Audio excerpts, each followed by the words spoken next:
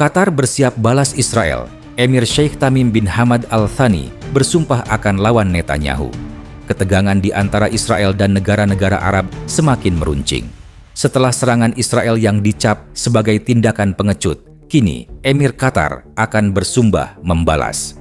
Sheikh Tamim bin Hamad Al Thani dengan tegas menyuarakan perlawanan terhadap agresi Israel dalam pidato pembukaannya pada KTT Darurat Arab Islam yang digelar di Doha pada Senin 15 September 2025. نستقبل في بلدنا وفودا إسرائيلية للتفاوض فيما يخطط من أرسل هذه الوفود لقصف هذا البلد.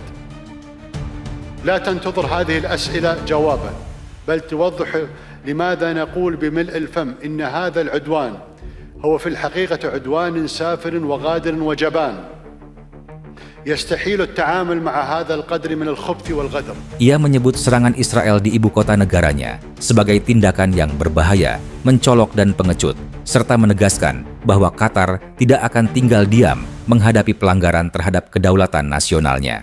KTT Darurat Arab Islam merupakan pertemuan luar biasa yang mempertemukan para pemimpin dari 57 negara, anggota Organisasi Kerjasama Islam, OKI, dan 22 negara anggota Liga Arab. Pertemuan ini digelar sebagai respons cepat atas meningkatnya kekerasan dan eksalasi konflik yang terjadi di Timur Tengah, khususnya serangan Israel terhadap Gaza, serta pengeboman yang belum pernah terjadi sebelumnya di Doha. Sheikh Tamim membuka pidatonya dengan mengutuk serangan udara Israel pada 9 September yang menargetkan kediaman para pemimpin Hamas dan delegasi negosiasi di Doha. 6 orang dilaporkan tewas dalam serangan tersebut yang berlangsung saat diskusi terkait proposal gencatan senjata Gaza tengah berlangsung. Ia menegaskan bahwa tindakan Israel bukan hanya serangan fisik terhadap wilayah Qatar, tetapi juga merupakan sabotase terhadap proses perdamaian yang sedang berlangsung. Serangan tersebut menurutnya adalah upaya sistematis untuk menggagalkan setiap jalan menuju solusi damai bagi konflik Israel-Palestina. Emir Qatar juga menyinggung penolakan Israel terhadap inisiatif perdamaian Arab yang pertama kali diajukan pada 2002. Ia mengatakan bahwa jika Israel menerima inisiatif tersebut, kawasan ini akan terbebas dari siklus kekerasan berkepanjangan. Ia mengkritik keras penolakan berulang dari pemerintah Israel terhadap inisiatif tersebut, termasuk oleh Perdana Menteri Netanyahu, yang menurutnya memperpanjang penderitaan rakyat Palestina dan memperburuk isolasi diplomatik Israel. Qatar, sekutu strategis Amerika Serikat dan tuan rumah pangkalan militer terbesar ISAF di kawasan, menyebut serangan tersebut sebagai bentuk terorisme negara. Pemerintah Israel mengklaim bahwa mereka menargetkan keberadaan pemimpin Hamas, namun Qatar menyatakan bahwa tindakan tersebut melanggar prinsip kedaulatan dan hukum internasional. Kelompok Hamas sendiri menyatakan bahwa para pemimpin tertinggi mereka selamat dari serangan tersebut.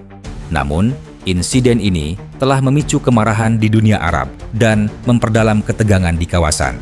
Ia menuduh Israel memiliki visi ekspansionis yang mengancam wilayah Arab secara luas dan memperingatkan bahwa keinginan Israel untuk menjadikan Timur Tengah sebagai wilayah pengaruhnya adalah ilusi berbahaya yang akan menghancurkan stabilitas kawasan. KTT ini digelar untuk menyatukan respons negara-negara Arab dan Islam terhadap perkembangan terbaru yang mengancam keamanan kawasan, termasuk agresi brutal Israel di Gaza yang telah menewaskan lebih dari 64.800 warga Palestina dalam 23 bulan terakhir, serta serangan ke wilayah Qatar.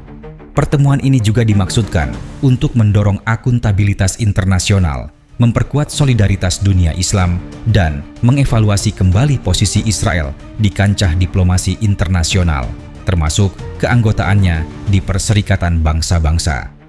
Kecaman terhadap serangan di Doha juga datang dari anggota Dewan Keamanan PBB, termasuk Amerika Serikat.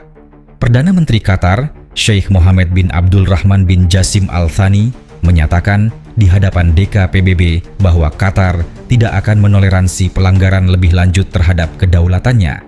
Namun, meski tekanan internasional meningkat, Perdana Menteri Israel Benjamin Netanyahu justru mengancam akan kembali menyerang jika Qatar tidak mengusir pemimpin Hamas.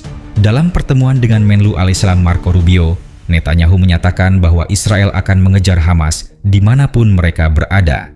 Presiden Amerika Serikat Donald Trump sendiri telah menyampaikan jaminan kepada Sheikh Tamim bahwa serangan semacam itu tidak akan terulang.